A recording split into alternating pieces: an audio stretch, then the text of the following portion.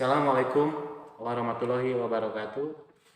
Jumpa lagi ayah bunda dengan saya di channel Pojok Parenting. Di mana channel ini adalah channel tempat sekolahnya para orang tua agar menjadi orang tua lebih hebat, lebih cerdas dalam pola asuh dan pendidikan anak di rumah. Oke.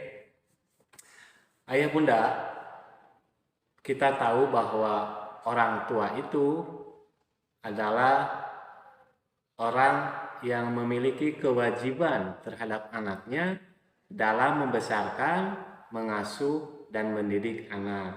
Tuh. Terlepas ayah atau bunda, yang jelas kewajiban orang tua adalah mendidik, membesarkan, dan mengasuh anak-anaknya. Ayah bunda, para orang tua yang hebat, ketika ada pertanyaan, apakah Anda selaku orang tua sudah melakukan pengasuhan dan pendidikan kepada anak? Tentu pasti jawabnya semua ya sudah. Itu pasti semua orang tua akan menjawab seperti itu ketika ada pertanyaan seperti yang tadi.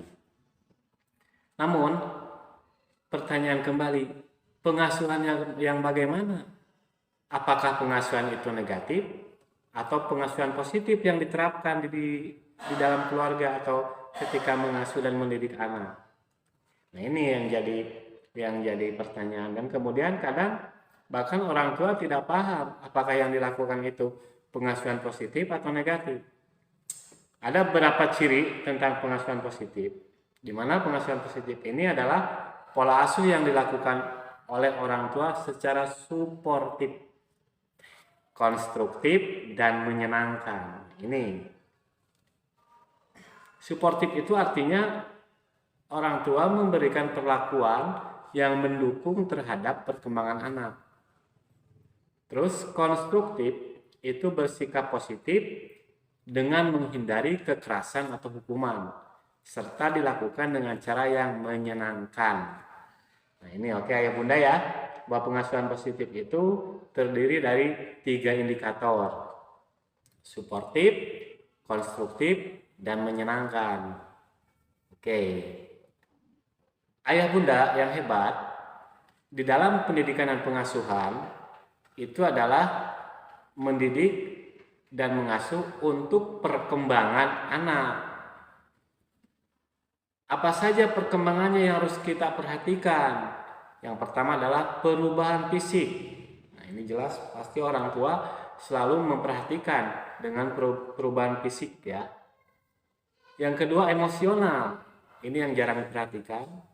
Pikiran dan linguistik. Nah, ada 4 dalam perkembangan itu yang perlu orang tua atau ayah bunda perhatikan terhadap anaknya dalam rangka pengasuhan. Perubahan fisik, emosional, pikiran, dan linguistik yang terjadi sejak anak kecil hingga masa dewasa nanti. Itu yang perlu diperhatikan.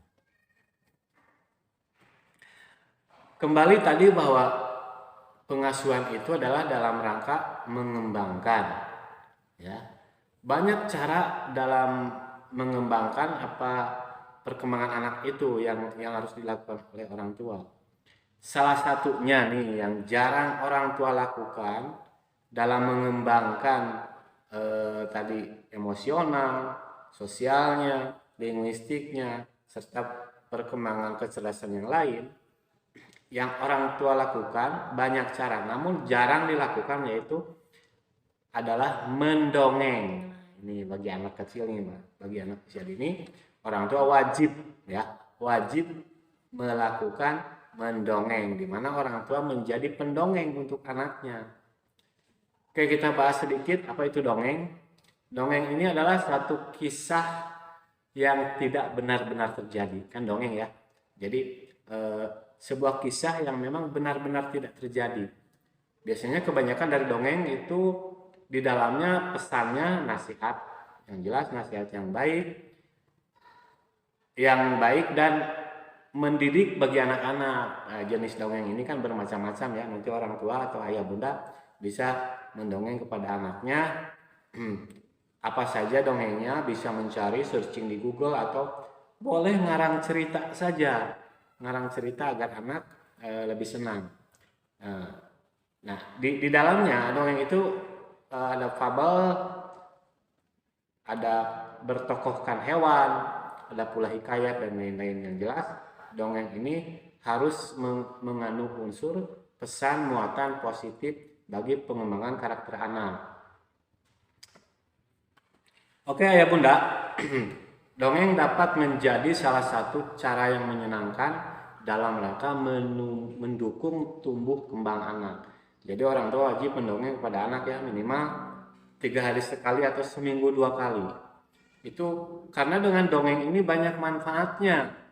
Yang jelas menstimulus keterampilan bahasa dan beberapa jenis kecerdasan lainnya. Itu bisa berpengaruh dalam rangka meningkatkan perkembangan anak. Oke, ayah bunda, apa saja sih manfaat dongeng bagi anak, bagi perkembangan anak yang jelas? Yang pertama itu mengembangkan daya imajinasi anak. Nah, jadi saat orang tua mendongeng itu imajinasi anak itu terangsang, terstimulus untuk berkembang imajinasinya. Karena apa? Dongeng itu dunia yang penuh dengan imajinasi. Maka melalui dongeng ayah bunda sampaikan kepada anak sesuatu yang memang memancing, menstimulus imajinasi anak supaya di dalam imajinasi anak itu hidup karakter atau tokoh yang mama saya orang tua atau yang ayah bunda sampaikan dongeng itu. Jadi anak nanti berimajinasi menghidupkan karakter yang ada di dalam dongeng itu. Nah, kemudian kemampuan imajinasi ini menjadi bekal yang positif bagi perkembangan otak anak. Jadi otak itu berkembang dengan salah satunya anak mampu berimajinasi. Sebab anak yang memiliki daya imajinasi yang rendah itu akan mengalami kesulitan dalam bersosialisasi. Jadi kalau kita stimulus terus imajinasi anak, maka ketika imajinasi anak meningkat, anak itu akan mudah bersosialisasi, mudah beradaptasi dengan lingkungan yang baru. Biasanya kan banyak anak yang ketika berhadapan dengan adaptasi baru, dia kebingungan, tidak bisa bagaimana cara memulai bersosialisasi. Tapi ketika tingkat imajinasinya tinggi, maka anak itu akan mudah bergaul, mudah dan gampang memunculkan ide-ide yang baru di masa depan. Tuh. Selanjutnya, manfaat dongeng adalah memperkaya kosakata bagi anak. Ini nih, menurut sejumlah ahli dan para psikolog, kemampuan linguistik atau bahasa anak itu berbeda antara anak yang sering didongengkan oleh orang tua dengan anak yang jarang atau tidak pernah mendengar dongeng dari orang tua. Ini kosakatanya bertambah dan kemampuan berbahasanya lebih tinggi dengan anak yang sering didongengkan. Karena mendongeng merupakan stimulasi yang efektif nih, yang efektif untuk merangsang keterampilan berbicara anak. Jadi pada saat ayah bunda berbicara atau mendongeng, maka anak di situ mengamati dan merekam setiap kalimat yang ayah bunda sampaikan di dalam dongeng itu. Itu. Yang ketiga, meningkatkan perkembangan sosial dan emosional. Ini aktivitas mendongeng ini sangat membantu untuk memahami nilai-nilai sosial. Karena di dalam dongeng itu berisi muatan pesan-pesan positif ya, sehingga anak akan memahami nilai-nilai sosial, nilai sopan santun yang mungkin sulit mereka pahami dalam kehidupan sehari-hari. Tapi melalui dongeng, anak merekam isi pesan yang ada di dalamnya itu. Contoh misalkan ayah bunda bisa memberi contoh-contoh positif dalam kehidupan sosial melalui tokoh-tokoh dalam dongeng yang disampaikan itu.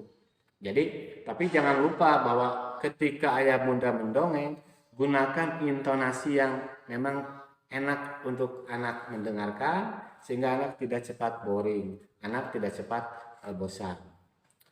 Nah, di samping itu juga kecerdasan sosial emosional ini bisa terlatih dengan dongeng itu, dengan mendengarkan dongeng ini. Contoh misalkan ketika anak bersikap ketika menghadapi masalah nih, dan bagaimana ia sebaiknya berperilaku kepada orang lain. Nah, ini terlatih ketika anak banyak mendengarkan dongeng yang Bunda sampaikan, itu anak akan tahu, oh begini cara menghadapi permasalahan seperti yang ada di dalam dongeng. Nah, tapi yang penting yang menyampaikan dongeng itu harus ayah atau bunda, karena ada sentuhan emosional di situ. Berbeda dengan mendengarkan dari orang lain atau mendengarkan dari eh, audio lain. Selain itu, dongeng dapat mengasah meningkatkan ketajaman memori. Karena dongeng ini eh, akan anak akan menyimak, karena paling sulit itu menyimak. Anak menyimak dongeng yang bunda sampaikan, kemudian anak berkonsentrasi, kemudian menyimpan di dalam memori. Nah, menyimpan di dalam memori semua alur cerita yang disampaikan. Jadi butuh konsentrasi yang tinggi untuk anak ketika anak menyimak dari dongeng itu. Tersimpan di memori, maka mungkin dari kecil hingga kelak dewasa nanti apa yang ayah bunda sampaikan dongeng itu akan terus terekam di dalam memori anak, sehingga terlatih ketajaman memori bagi anak dengan dongeng. Hal yang sepertinya sepele tapi ini membawa efek positif yang luar biasa bagi perkembangan anak. Tadi bahwa dongeng itu melatih konsentrasi. Mendengarkan dongeng itu tidak hanya cukup mendengarkan, tapi di sini perlu menyimak yang memang betul-betul fokus perhatiannya pada ayah bunda atau kepada sang pendongeng supaya bisa merekam apa isi pesan di dalam dongeng itu. Nah, kemudian yang paling penting di sini ketika ayah bunda yang menyampaikan dongeng itu akan memperkuat bonding antara orang tua dengan anak. Bonding itu adalah ikatan batin, chemistry atau kedekatan. Karena ketika ayah bunda yang menyampaikan, maka sentuhan emosi akan terasa, di mana di situ bisa tertawa bareng, kemudian bisa saling berpelukan. Karena dengan sentuhan emosi, maka akan mempengaruhi terhadap kecerdasan emosi anak. Pada saat mendongeng, misalkan ayah atau bunda memeluk anak, tertawa bareng, ceritanya sedih bareng dan sebagainya. Maka secara psikologis hal ini memberikan dampak yang sangat positif bagi perkembangan emosi anak. Yang penting bahwa ketika ayah bunda yang menyampaikan, maka yang paling penting adalah bondingnya terasa antara orang tua dan anak. Terjadi jalin chemistry yang begitu kuat antara ayah bunda dan anak. Itu jadi saya harap ayah bunda melakukan mendongeng kepada anak minimal 1 minggu 2 kali untuk memperkuat atau meningkatkan perkembangan aspek-aspek yang tadi. Ya, oke ayah bunda, itu saja yang bisa saya sampaikan. Terima kasih atas perhatiannya. Assalamualaikum warahmatullahi wabarakatuh.